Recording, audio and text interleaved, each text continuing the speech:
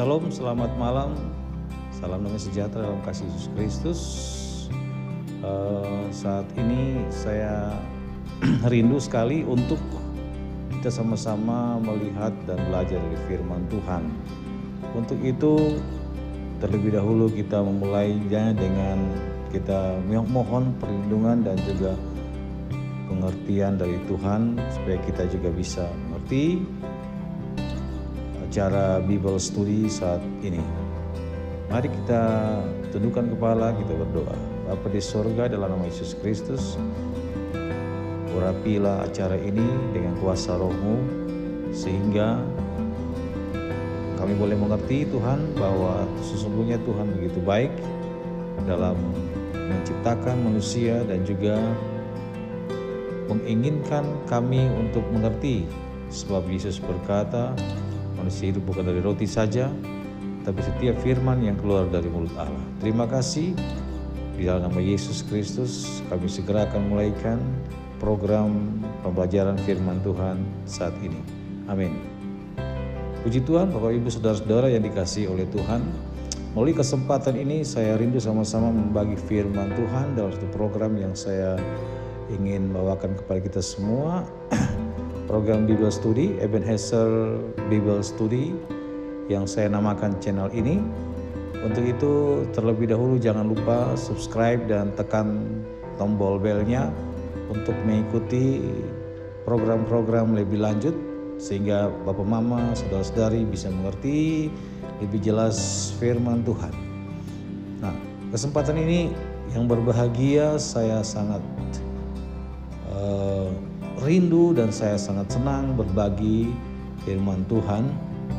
Adapun tujuan utama daripada menyampaikan program ini yaitu melaksanakan amanat agung yang Tuhan perintahkan kepada kita untuk pergi, ajarkanlah semua bangsa muridku dan jadikanlah mereka sebagai pengikut Tuhan, dan juga teristimewa mensikapi pengajaran-pengajaran yang seringkali membuat jemaat bingung. Nah, penting sekali untuk kita sama-sama mempelajari lebih detail, lebih dalam dari firman Tuhan. Untuk itu saya ingin sama-sama kita lihat dalam Roma 1 ayat 16 sampai 17. Firman Allah berkata, sebab aku mempunyai keyakinan yang kokoh dalam Injil, karena Injil adalah kekuatan Allah yang menyelamatkan setiap orang yang percaya. Pertama-tama orang Yahudi, tapi juga orang Yunani. Sebab di dalamnya nyata kebenaran Allah yang bertolak dari iman dan memimpin kepada iman. Seperti ada tertulis, orang benar akan hidup oleh iman. Surat yang dituliskan oleh beberapa rekan daripada Paulus, dan surat ini diwahyukan Tuhan kepada Rasul Paulus. Surat ini ditulis oleh Tertius. Tertius ini singkatan dari Trifena dan Trifosa. Jadi karena Rasul Paulus mengalami gangguan di penglihatannya, ternyata dibantu oleh para juru tulis. Namun semua isi ini adalah pewahyuan dari Allah kepada Rasul Paulus. Pada saat surat ini ditulis, kota Roma merupakan pusat pemerintahan dari kekaisaran Roma. Dan juga di kota ini banyak berdiam orang-orang Yahudi. Seperti yang diketahui bahwa kota Yerusalem dikalahkan oleh Pompei pada 63 Masehi. 63 Masehi. Dan banyak orang Yahudi yang ditawan oleh mereka. Dan keadaan orang yang ditawan tentu saja kita sama-sama mengerti. Namun mereka sangat kokoh dalam pengajaran. Mereka tidak terpengaruh oleh banyak pengajaran-pengajaran yang ada di Roma saat itu. Suatu perubahan yang sangat luar biasa terjadi pada pemerintahan Julius Caesar, di mana orang Yahudi diberikan kesempatan untuk beribadah. Jadi tidak ada suatu larangan pada zaman Julius Caesar. Adapun tujuan daripada Rasul Paulus menulis surat ini adalah yang pertama untuk memberitakan Injil. Dalam Roma 1 ayat 1 dikatakan bahwa dia dipanggil menjadi rasul dan dikuduskan untuk memberitakan Injil Allah. Yang kedua, untuk memperkenalkan dirinya dan memberitahukan kepada mereka tentang rencana untuk mengunjungi mereka. Jadi Rasul Paulus sudah berencana untuk mengunjungi mereka. Yang ketiga, untuk memperingatkan mereka tentang bahaya dari pengajaran Yudaisme. Apa itu pengajaran Yudaisme? Pengajaran Yudaisme adalah suatu pengajaran yang memaksakan orang Kristen untuk melaksanakan tuntutan hukum Taurat.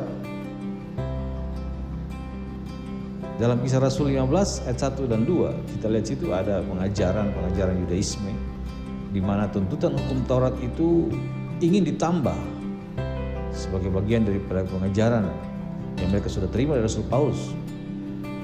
Adapun inti daripada suratan Roma ini yang kita baca dari ayat Roma 1 ayat 16 sampai 17 itu. Kita dibenarkan oleh iman. Kita dibenarkan oleh iman. Roma 1 ayat 16 ini merupakan suatu kunci jawaban dari pergumulan manusia selama berabad-abad. Artinya bahwa dalam kehidupan manusia dia berusaha melakukan sesuatu supaya dibenarkan di hadapan Allah. Inilah merupakan suatu pergumulan batin manusia selama berabad-abad. Nah, Rasul Paulus menuliskan surat ini untuk menjelaskan bahwa sesungguhnya manusia hanya bisa dibenarkan oleh iman pada Yesus Kristus. Secara kita lihat bahwa sejarah membuktikan bahwa begitu banyak usaha upaya manusia sehingga kita kenal ada namanya agama. Agama secara etimologi adalah merupakan sistem yang mengatur keimanan kita dan juga peribadatan kita kepada Tuhan yang Maha Kuasa. Agama ini dalam bahasa Sanskerta berarti tradisi atau religi. Dalam bahasa Latin religio. Religio ini maksudnya mengikat kita sehingga kita memiliki suatu pegangan, memiliki sesuatu yang tidak bisa terlepaskan dari Tuhan. Jadi itu pengertian agama dari bahasa Latin, religio. Terikat dengan Tuhan. Namun tidak bisa disangkal bahwa hal itu bukan merupakan jawaban utama. Karena dalam Ayub pasal 4 ayat yang ke 4 ayat 17 dikatakan, mungkinkah manusia benar di hadapan Allah? Mungkinkah manusia benar di hadapan Allah? Ayub pasal 9 ayat yang kedua, sungguh aku tahu bahwa demikian halnya, masakan manusia benar di hadapan Allah? Roma juga mengatakan tidak ada seorang pun yang benar, semua manusia telah berbuat dosa, semua manusia telah menyeleweng, tidak ada seorang pun yang benar, semua tidak berguna, tidak ada yang berbuat baik, seorang pun tidak.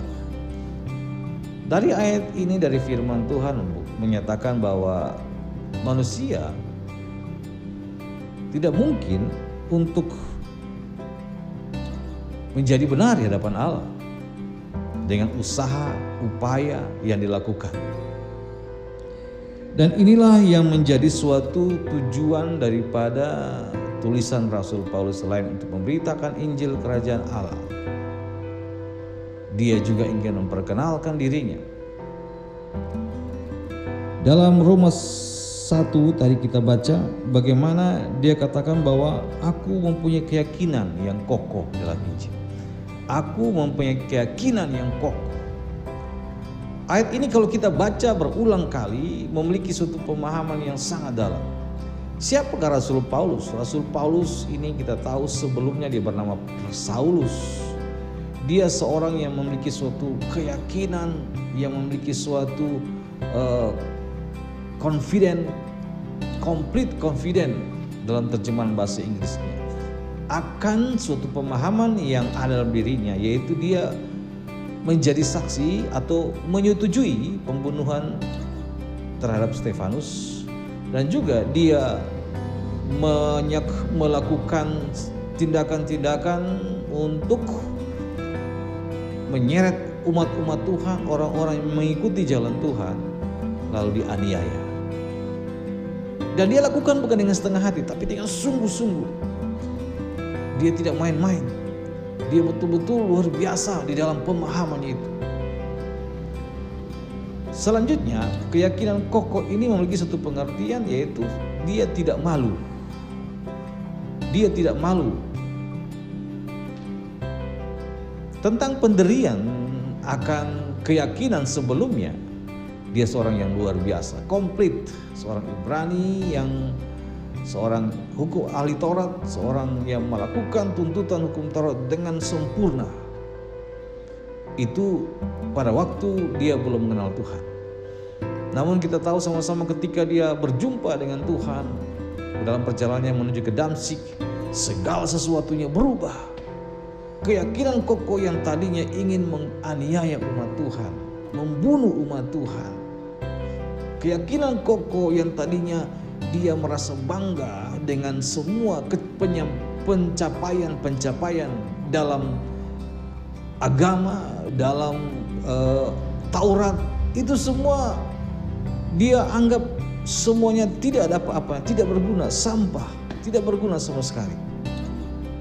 Sebaliknya, dia berkeyakinan kokoh akan Injil. Jadi suatu keadaan yang bertolak belakang ketika dia mengalami perjumpaan dengan Tuhan. Tadinya begitu dia semangat untuk membunuh umat Tuhan. Dia begitu serius, dia begitu antusiasme untuk membunuh umat Tuhan. Dia begitu sangat berambisi untuk mencapai titel-titel, untuk mencapai kehormatan-kehormatan supaya dipuji orang. Tetapi pada waktu perjumpaan dengan Tuhan, semuanya dianggap sampah, tidak berguna. Lalu kemudian dia katakan, aku mempunyai keyakinan yang kokoh di dalam Injil. Dia saat ini agak berbeda keyakinannya.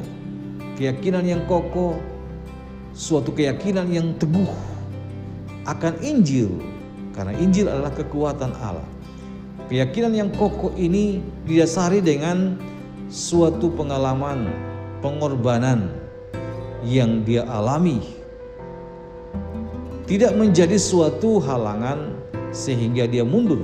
Ada banyak tekanan, ada banyak penderitaan, ada banyak peristiwa-peristiwa bahaya yang dialami oleh Rasul Paulus. Ada juga banyak penderitaan badani, masuk penjara, kerap kali berpuasa, kerap kali kedinginan dan lain sebagainya yang ditulis dalam surat-suratannya. Tetapi itu tidak menjadi suatu alasan untuk dia lemah, dia kembali kepada keyakinan yang semula, tidak. Bahkan dikatakan bahwa dalam Roma pasal 8 bahwa siapakah yang memisahkan aku dari kasih Kristus? Dia berkeyakinan kuat, baik maut apapun tidak menggoyahkan keyakinannya. Sesuatu yang luar biasa, sesuatu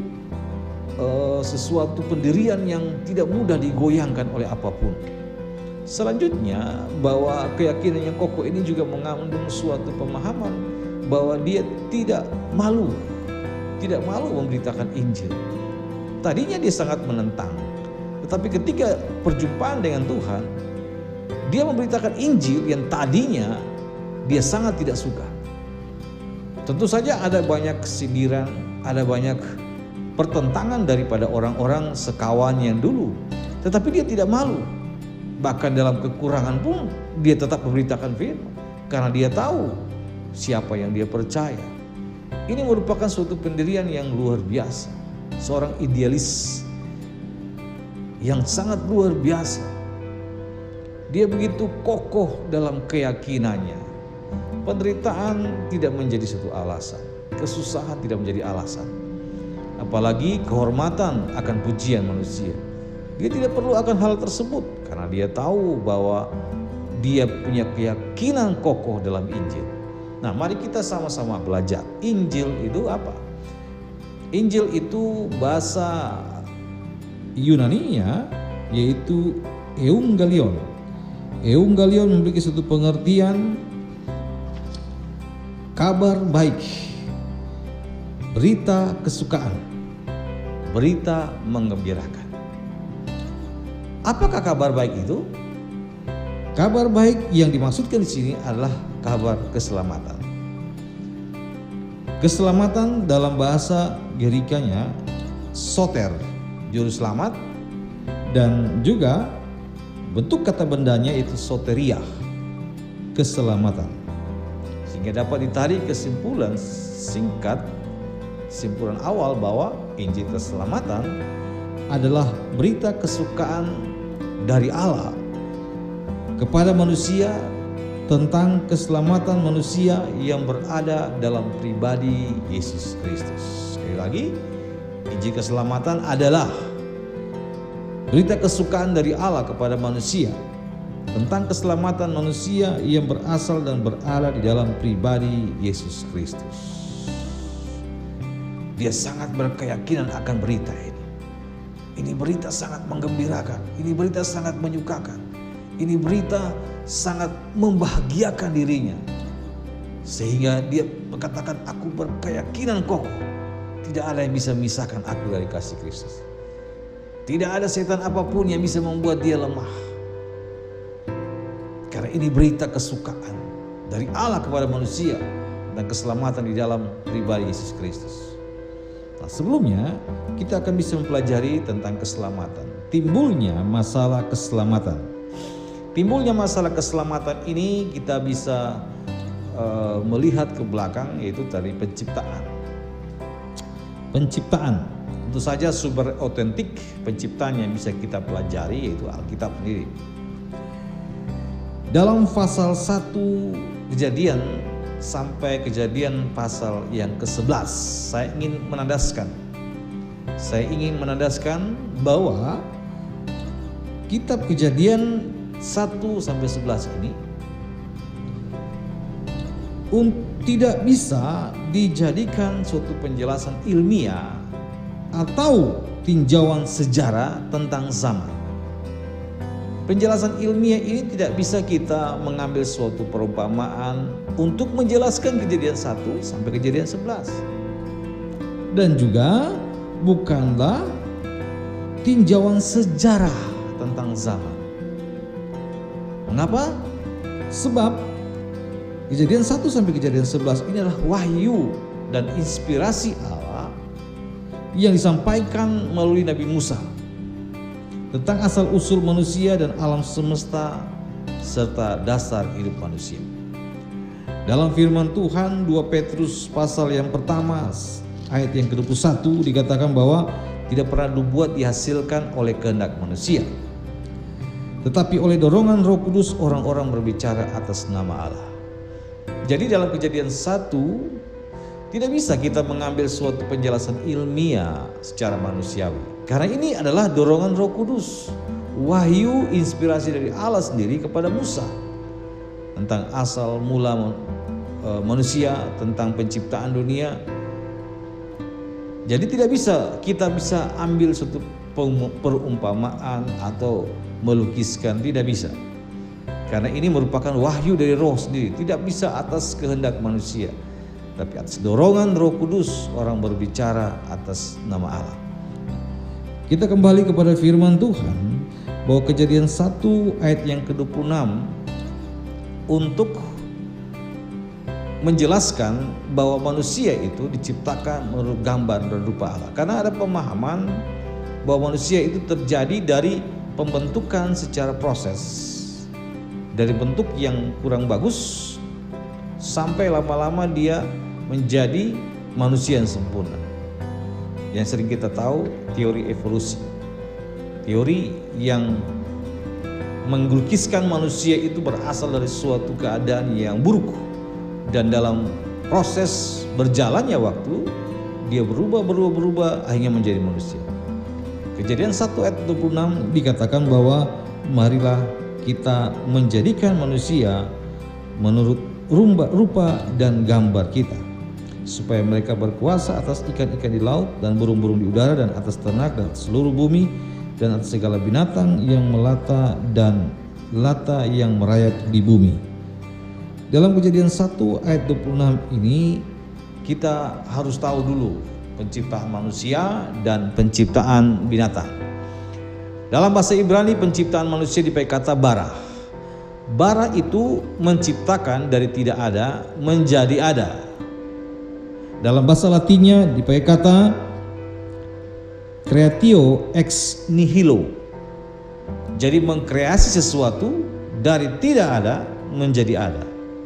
Itu menyangkut penciptaan manusia, bara. Tetapi penciptaan binatang itu asa. Asa itu bahasa Inggrisnya make, membuat sesuatu dari bahan yang sudah ada. Jadi beda, ayat 26 ini memakai kata bara. Penciptaan manusia itu creatio ex nihilo, menciptakan dari keadaan ketiadaan menjadi ada. Gambar dan rupa Allah tidak menunjukkan keserupaan fisik dengan Allah, karena Allah itu roh, tidak terbatas, dan manusia itu terbatas. Jadi sekali lagi, gambar dan rupa Allah bukan menunjukkan keserupaan fisik. Menurut gambar dan rupa Allah ini menunjukkan yang pertama keserupaan mental. Keserupaan mental. Keserupaan mental. Allah adalah roh. Dan tentu saja ciptaannya adalah roh juga. Roh, jiwa, dan tubuh. Dan sifat hakiki dari roh ialah akal budi. Ada akal budi, ada hati nurani dan kehendak. Hal oknum atau Elohim Allah yang jamak ini juga tergambar dalam diri manusia, yaitu manusia terdiri dari satu kesatuan yang terdiri dari 3 bagian, yaitu roh, jiwa, dan tubuh. Dalam kesuciannya, manusia diciptakan dengan pengetahuan tentang yang baik dan yang jahat, dan dengan perangai yang suci, bebas dari dosa, serta memiliki kerinduan akan Allah. Pengkhotbah 3 ayat 11, ia memberikan kekekalan dalam hati manusia. Nah, adapun roh adalah unsur yang mampu bernalar, bersifat moral, dan oleh karena itu dia berkehendak bebas. Ketika Allah menciptakan manusia menurut gambarnya, Allah menganugerahkan sifat-sifat yang dimiliki sendiri sebagai roh, sehingga manusia ini berbeda dengan ciptaan yang lain. Dalam Mazmur 8 ayat yang ke-6 dikatakan bahwa Engkau membuat dia berkuasa atas buatan tanganmu, segala-galanya telah Kau letakkan di bawah kakinya. Ada suatu kepercayaan yang diberikan Allah kepada manusia. Kenapa? Ada kemampuan intelektualnya. Manusia diberikan kemampuan intelektualnya. Dalam Kejadian 2:15, manusia ditempatkan di Taman Eden untuk mengusahakan dan memelihara taman itu. Tentu saja memiliki satu keahlian, kemampuan intelektual untuk menata suatu taman menjadi suatu taman yang sangat sejuk, sangat indah, sangat rapi. Tidak mungkin lah tidak ada kemampuan intelektual untuk menciptakan akan hal itu atau mengatur hal itu. Selanjutnya, bahwa manusia yang dijadikan menurut gambar dan rupa Allah diberikan kepercayaan untuk berkuasa atas ikan-ikan di laut, burung-burung di udara, atas ternak, dan atas seluruh bumi, dan atas segala binatang melata yang merayap di bumi. Yang diberikan oleh Allah ini memiliki suatu pemahaman bahwa tidak lepas atau terbingkai dalam suatu keserupaan mental, kemampuan intelektual. Ada sesuatu yang perlu kita bedakan, yaitu bahwa manusia yang diberikan kepercayaan untuk berkuasa atas semua ciptaan yang lain itu dalam bingkainya Allah. Keserupaan dalam mental, kemampuan intelektual. Jadi kalau kita melihat di sini bahwa kalau dalam Kejadian 2 ayat 19 sampai yang ke-20 juga dikatakan demikian, bahwa manusia itu dibentuk dari Tuhan Allah membentuk dari tanah segala binatang hutan, lalu dibawanya kepada manusia untuk melihat, dan dia menamai seperti nama yang diberikan manusia itu kepada tiap-tiap makhluk yang hidup. Demikianlah nama makhluk itu. Jadi kemampuan intelektualnya bisa dilihat dari dia mengusahakan memelihara taman. Dia diberikan kepercayaan untuk berkuasa menaklukkan ciptaan-ciptaan yang lain. Selanjutnya dia diberikan kemampuan intelektual untuk memberikan nama sesuai dengan nama binatang yang dibawa kepada manusia. Ini luar biasa. Kita lihat saat ini nama-nama binatang begitu indah, begitu sesuai dengan sifat binatang itu. Itu adalah merupakan buah pikiran, buah kemampuan intelektual manusia. Dan inilah salah satu keserupaan dalam gambar dan rupa Allah. Gambar dan rupa Allah. Bumi yang dimaksudkan di sini adalah bumi di dalam bingkai kekudusan. Jadi harus dipahami benar akan hal ini. Allah memberikan kepercayaan dalam suatu bingkai, yaitu gambar, serambar dan serupa. Yang selanjutnya yaitu kesamaan moral. Kesamaan moral ini terdapat dalam sifat rasional manusia, dalam persesuaian moral dengan Allah. Gambar Allah yang hakiki artinya bahwa manusia itu roh, unsur yang cerdas dan berkehendak bebas. Dan oleh karena itu sudah sepantasnya manusia menguasai bumi. Tidak mungkin dong kasih kepercayaan kepada binatang. Manusia diciptakan dengan suatu unsur yang cerdas. Karena ada kesamaan moral di mana manusia memiliki kehendak bebas, sehingga layak dan pantasnya manusia diberikan kepercayaan untuk menguasai bumi. Selanjutnya kekudusan, yang dalam konteks ini kekudusan bukanlah keadaan tidak berdosa, tetapi memang manusia memiliki suatu sifat kudus secara positif. Dalam Efesus 4 ayat yang ke-24, manusia yang sempurna, atau dalam bahasa Yunani theon, manusia yang sempurna, kekudusan yang sesungguhnya, bukan ketiadaan dosa, tetapi memang manusia yang sempurna, kudus, suci. Ini kesamaan moralnya. Yang ketiga yaitu kesamaan sosial. Sifat Allah yang sosial ini didasarkan oleh kasih sayangnya. Allah adalah kasih. Kasih memberi. Itu sebabnya kita mengenal Allah Bapa, Allah Anak, Allah Roh. Kalau Allah tidak Elohim atau jamak, maka dia tidak akan bisa disebut Allah adalah kasih. Dalam ketritunggal itulah terikat suatu kesatuan yang tidak terputus.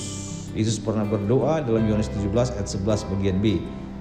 Dia berdoa kepada Bapanya supaya mereka menjadi satu, sama seperti kita adalah satu. Suatu kesatuan yang tidak bisa dipisahkan, satu kesatuan yang tidak bisa dipahami dengan akal manusia. Suatu saat Yesus pernah bertanya kepada Nikodemus, "Kamu harus dilahirkan kembali." Nikodemus bingung karena dia tidak memahami apa yang dimaksudkan oleh Yesus. Nah, Yesus katakan bahwa angin bertiup kemana dia mau dan engkau tidak tahu dari mana dia berasal. Begitulah pekerjaan roh. Pekerjaan roh tidak dipahami oleh akal kita. Mengapa seringkali kita menganalogikan Allah dengan pemikiran kita yang terbatas ini? Allah dalam kesatuan, dia memiliki suatu ikatan yang tidak bisa dipisahkan. Dalam gambar nanti kita akan lihat bahwa kesatuan Allah Bapa, Anak dan Roh Kudus itu dengan manusia satu jalin yang tidak mungkin dilepaskan, seperti itu cincin yang ada akhir atau tidak ada putusnya. Manusia yang terbatas ini diikat dalam suatu kasih. Kasih namanya kasih agape, kasih yang menjalin hubungan karena Allah adalah kasih. Inilah keserupaan kesamaan sosialnya. Sehingga Allah berkata bahwa manusia itu tidak baik seorang diri. Dia membawa binatang, tetapi tidak dijumpai penolong yang sepadan. Maka dijadikanlah dari tulang rusuk Adam, dibentuklah seorang perempuan namanya Hawa. Karena tidak baik manusia seorang diri. Karena pada semula bahwa Allah ingin mencurahkan kasih-Nya, memberi kasih-Nya kepada manusia. Inilah Allah mengharapkan manusia itu juga memberikan kasih-Nya kepada penolong yang diberikan oleh Allah. Dan kemudian selanjutnya, jadi dari hal ini kita bisa melihat bahwa manusia diciptakan menurut gambar dan rupa Allah ini mengandung suatu pemahaman bahwa ada kesamaan-kesamaan yang perlu kita ketahui. Yang pertama yaitu ada suatu kesamaan keserupaan mental, keserupaan moral, dan kesamaan sosial. Inilah merupakan pemahaman singkat tentang gambar dan rupa Allah. Nah, kita kembali bahwa Adam sebagai ciptaan Allah menurut Alkitab secara jasmani adalah elok dan mulia. Dia elok dan mulia secara jasmani. Secara jiwa dia tidak bisa dihalangi pikirannya. Dan secara roh dia mempunyai kesadaran yang tidak dihalangi oleh dosa untuk bersekutu dengan Allah penciptanya. Dengan kata lain, manusia ini adalah ciptaan yang dewasa dan sempurna. Manusia adalah ciptaan yang dewasa dan sempurna. Nah, inilah berita keselamatan. Timbulnya keselamatan ini nanti kita akan bahas lebih lanjut tentang keselamatan. Namun kita perlu ketahui dulu bahwa manusia itu diciptakan menurut gambar dan rupa Allah. Manusia diciptakan dalam bahasa Ibrani-nya bara, jadikan dari yang tidak ada menjadi ada. Beda dengan binatang asa. Binatang itu diciptakan dari bahan yang sudah ada. Menurut gambar dan rupa Allah ini bukan keserupaan fisik, karena Allah itu roh, manusia terbatas. Gambar dan rupa Allah itu memiliki satu pemahaman, yaitu kesamaan mental. Kesamaan mental yang dimaksudkan yaitu bahwa Allah dalam kekudusannya adalah roh, dan otomatis manusia itu dikuasai juga oleh roh, mempunyai suatu kemampuan bernalar, mempunyai suatu kehendak bebas, sehingga Allah menganugerahkan kepadanya sifat yang dimiliki sendiri sebagai roh. Dan manusia ini memiliki kemampuan untuk berkomunikasi dengan penciptanya. Karena Allah itu roh, manusia yang dibentuk menurut gambar dan rupa Allah, manusia itu juga memiliki roh yang mendominasi tubuhnya, sehingga ada kemampuan untuk berkomunikasi dengan Allah. Selanjutnya kesamaan moral. Kesamaan moral yaitu bahwa dalam persesuaian moral dengan Allah, manusia adalah roh yang memiliki unsur yang cerdas dan berkehendak bebas. Karena itulah dia diberikan kepercayaan untuk menguasai bumi. Menguasai bumi. Bumi, konteks bumi di sini jangan dipahami seperti saat ini, karena bumi nanti kita akan lihat selanjutnya apa yang terjadi dengan bumi. Jadi waktu Allah mempercayakan manusia untuk menguasai bumi, bumi itu dalam firman Allah masih dalam suatu bingkainya Allah, yaitu kemuliaan. Bumi yang belum ternoda. Jadi kenapa manusia dipercayakan berkuasa? Karena dia memiliki suatu kemampuan intelek yang luar biasa. Ada unsur roh yang hakiki dalamnya. Kekudusan yang dimaksudkan di sini bukan ketiadaan dosa, tetapi dalam suatu pemahaman yaitu manusia yang sempurna, manusia yang tidak sedikit pun ada dosa, dia kudus sempurna. Yang ketiga itu kesamaan sosial, sifat Allah yang sosial didasarkan pada kasih sayangnya. yang menjadi sasaran kasihnya, yaitu oknum lain dalam Tritunggal. Nah, untuk itu manusia diciptakan sebenarnya bukan karena Allah kesepian, tetapi Allah ingin memberikan kasihnya, menyalurkan kasihnya. Jadi harus dipahami benar bahwa manusia diciptakan itu bukan karena Allah membutuhkan teman, tetapi Allah ingin menyalurkan kasihnya karena Dia adalah kasih. Dia tidak bisa merubah sifatnya yang kasih. Dia selalu, Allah itu kasih. Dalam Timotius dikatakan bahwa jika kita tidak setia, Allah tetap setia karena memang sifatnya setia. Dalam Matius dikatakan bahwa Allah memberikan hujan kepada orang baik dan juga orang yang jahat. Dia memberikan panas. Dia tidak pernah terpengaruh dengan perbuatan manusia menyakiti hatinya. Bukan karena manusia jahat lalu dia punya hati berubah, tidak. Sifat aslinya yang memberi. Selanjutnya, bahwa yang menjadi suatu kesimpulan bahwa manusia ini menurut kesaksian Alkitab itu merupakan ciptaan yang elok dan mulia. Secara jiwa pikirannya tidak dihalangi. Secara roh dia mempunyai kesadaran yang tidak bisa dihalangi oleh dosa, dan dia mempunyai suatu kemampuan untuk berkomunikasi dengan penciptanya. Nah, sehingga disimpulkan dalam Yakobus 1 ayat yang ke-17, setiap pemberian yang baik, setiap anugerah yang sempurna datangnya dari atas, diturunkan dari Bapa segala terang. Padanya tidak ada perubahan atau bayangan karena pertukaran. Yakobus menjelaskan bahwa segala sesuatu yang baik dan sempurna itu berasal dari Allah. Good gift dan perfect gift. Good gift artinya baik dalam pengertian fisik dan moral, di mana menghasilkan kebaikan. Perfect gift lengkap, dewasa, penuh. Jadi Allah tidak bisa dikatakan bahwa apa yang kita alami itu Allah yang punya kehendak. Tidak bisa. Semua yang baik itu berasal dari Allah. Yakobus bilang jangan sesat.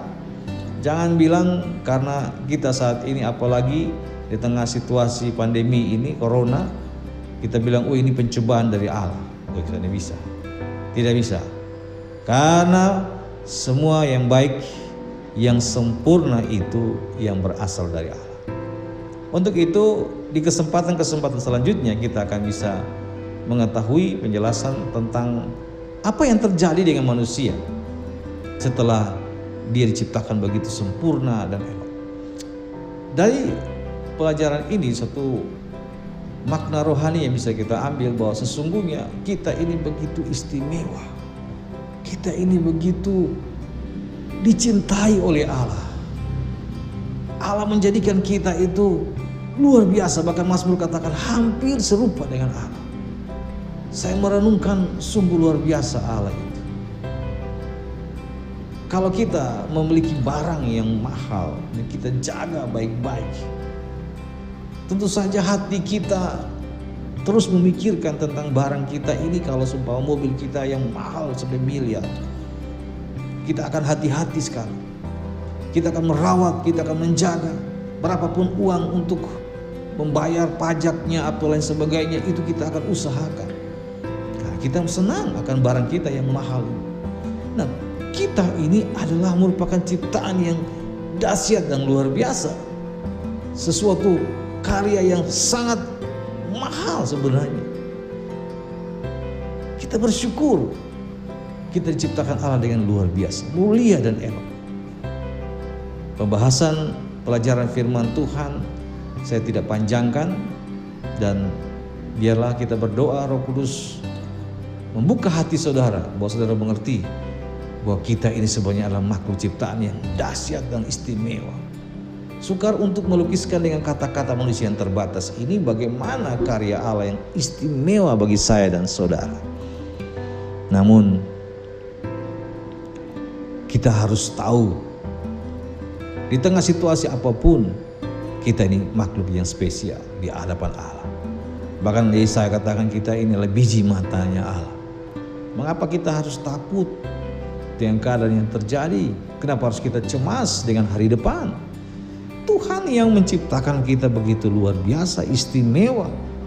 tentu saja ada dalam pemeliharaan Tuhan. Kita akan melanjutkan untuk pelajaran-pelajaran berikutnya dalam kesempatan yang lain. Itu sebabnya saya bersyukur Tuhan menolong kita semua dengan pembelajaran firman Tuhan ini. Tuhan memberkati. Mari kita tundukkan kepala, kita berdoa. Bapa di sorga, dalam nama Yesus Kristus yang memberikan kuasa Roh Kudus dalam kehidupan kami, terima kasih buat sebagian pembelajaran firman Tuhan yang kami dengar malam hari ini. Kami rindukan Roh Kudus boleh menjelaskan lebih jauh, hamba terbatas secara manusiawi. Tetapi Roh Kudus akan membawa kepada pemahaman yang lebih dalam, membawa kepada pemahaman firman Tuhan rohani yang lebih akurat dalam kehidupan kami, sehingga kami boleh sadar bahwa sesungguhnya kami ini adalah merupakan ciptaan yang luar biasa, ciptaan makhluk yang mulia di hadapan Allah. Terima kasih ya Tuhan, kami bersyukur buat kesempatan dan waktu yang Tuhan berikan. Di dalam nama Bapa, Putra, dan Roh Kudus, di dalam nama Yesus Kristus kami mengakhiri pembelajaran firman Tuhan hari ini. Haleluya, amin. Terima kasih, Tuhan berkati. Shalom.